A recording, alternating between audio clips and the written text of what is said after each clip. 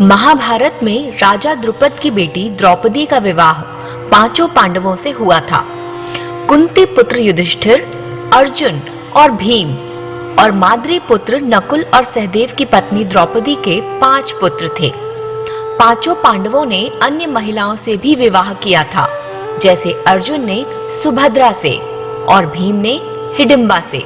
परंतु सभी भाइयों का द्रौपदी के प्रति विशेष अनुराग था, क्योंकि द्रौपदी दिखने में बहुत ही सुंदर थीं और उनके शरीर से एक विशेष सुगंध निकलती ही रहती थी।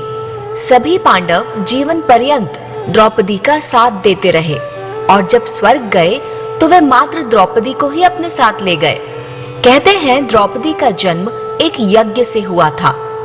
द्रौपदी जन्म से ही अति सुंदर और रूपमती थीं। सुंदर होने के साथ ही द्रौपदी वैचारिक रूप से भी सक्षम थीं। द्रौपदी का मूल नाम याज्ञसेनी और दूसरा नाम कृष्णा था। द्रौपदी का नाम कृष्णा इसलिए था क्योंकि वे सांवली थीं। द्रौपदी के शरीर से निरंतर मादक सुगंध निकलती रहती थी। कहते हैं द्रौपदी की मांसपेशियां मृदु थीं, लेकिन क्रोध या युद्ध के समय कठोर और विस्तृत हो जाती थीं।